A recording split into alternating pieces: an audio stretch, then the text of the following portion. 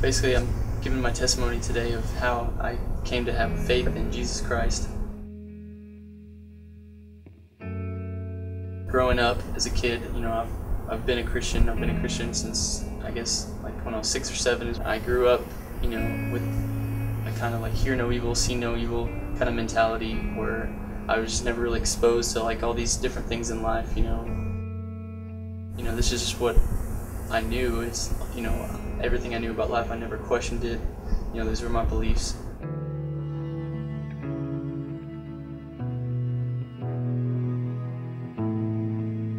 After my parents got divorced, as a family, like I said, we stopped going to church, and I feel like kind of as a result of that, I don't think I planned on this happening. I kind of allowed God to just kind of slip out of my life. I kind of he wasn't such an influence in my life like he was before. After a while, those things just started building up in me, and I started to get really angry. I didn't want to be this person that wasn't normal. I didn't want to be not like everybody else. I looked around and I thought all these things that these people were doing were making them happy, and I wanted that. And my senior year of high school, I met a girl, and she kind of opened me to this world that I had never really experienced before. It just completely took me over, and after a while, it wasn't enough just with her, and I just, cast her aside like she was nothing, even though she, it broke her heart, and I, kind of did the same process with somebody else. I just started doing all these things that I'd never done before because I thought, I wanted to be like everybody else. I was trying to do what made me happy. Whenever I came to UNT for the first time a couple of years ago, my freshman year, I was invited to a fraternity party. I'd never really been to a party before, and that was something I wanted to do, and I went with them, and we were drinking there, and that was like the first time in my life that I ever got drunk. I just thought it was the best thing, and I wanted to do it all the time, and I joined this fraternity. Like, I wanted to be a part of that, and as that semester went on, I just, in between classes and things we did with the fraternity, like, I wanted to party all the time. I wanted to, try to sleep with as many girls that, I could, would let me. But in that time, I started doing these things that weren't characteristic of me. Like, earlier in my life, like, I always promised myself that I would never do any drugs, and I smoked weed with some guys, and I would even like steal some things from some stores and some like the things that I was so against before, but I was just like allowing myself to be open to it now. Like, everything seemed to be going great. After the first year was completed of college, I moved home for the summer with the intention of moving into the fraternity house. I got invited to like my first party of the summer with a couple guys from the fraternity and a couple friends that I had. I drank so much liquor that night that by the end of the party, I was going to cheat on my girlfriend at the time with some girl that I had just met that night. And before anything happened, I just threw up, vomited like everywhere. People took pictures on the internet. It's disgusting. And I remember thinking the next day, like, what am I doing? Is this really gonna fulfilling me?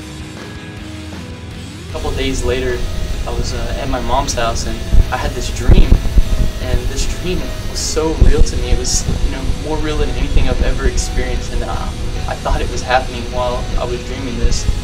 I remember looking around, and I thought what I was seeing was like angels around me, and I just remember thinking instantly, I felt like I was about to be in heaven, and in that I was happy that I was going to heaven, but I was really scared because I was about to be in heaven, and I didn't know what to experience. I didn't know what what that was like, and I knew that I was about to be standing before God. And then I woke up, and after I woke up, I remember something was just different after that day, and all of that as the weeks were going by.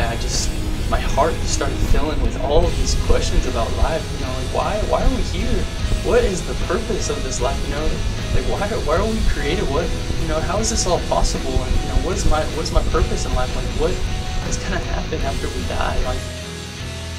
In this time, I got invited to another party with one of my really good fraternity brothers. On the way home the next day, I remember driving kind of hungover and just feeling really empty, feeling it wasn't doing it for me. The partying wasn't giving me that ultimate fulfillment. For the first time in my life, I really made a connection. I learned and had that close relationship with Jesus.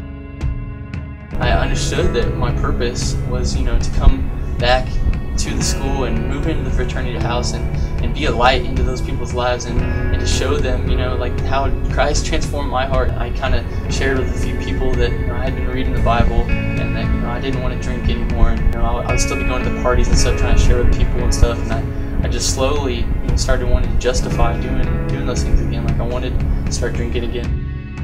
1 or 2 would turn into 3 or 4 and so on, and it would get to the point where I would be getting drunk again.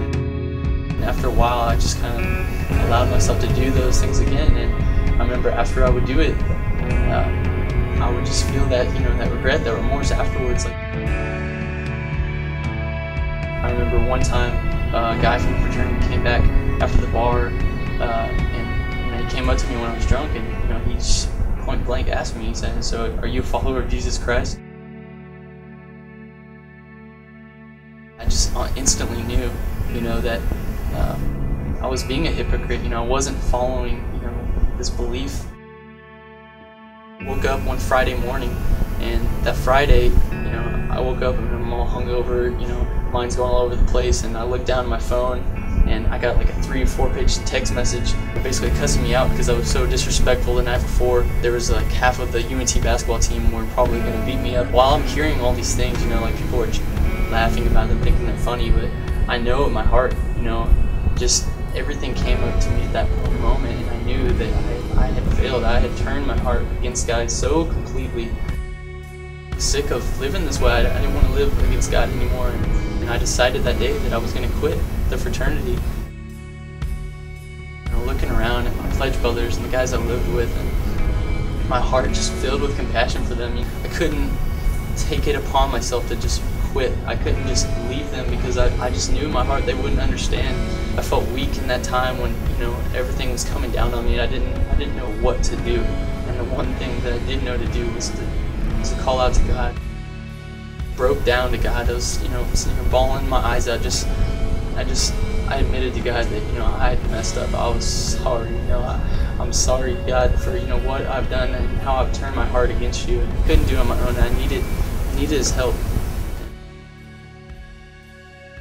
The very, very next day, whenever I got off of work and I was driving back to the fraternity house, I got a text message from one of the younger guys in the fraternity, and he basically was saying something that was going on with the fraternity he didn't understand, and I didn't know what he was talking about, so I called one of my pledge brothers, and he told me that our fraternity that day had just been suspended from the University of North Texas for the next 3 years because of incidents that had happened before that. And who is this God in heaven that, despite all of the faults that I had, all the weaknesses, all the unfaithfulness that I showed him, and all the hurt that probably caused his heart, he still was willing to just help me, in my time of need. And despite, I didn't deserve anything, from God, and he still showed me love. He still showed me affection. He cared for me. And in that time, I called out to him. He helped me. And that's the love that he has for us. And he proved that by, sending his son to die on the cross, that, we might have a life in him, forgiveness in him. The only way of salvation, to be in heaven with him, is by the cross. I've experienced all the cares of this life. I've lived a life apart from Christ. I've, allowed myself to do everything that I knew is wrong, and I let my heart be filled with that completely. I didn't hold back. It wasn't enough. It was never fulfilling. You always wanted more, and it left me empty. But there's nothing that compares to the joy that I have in my heart because of Christ, the Savior of this world.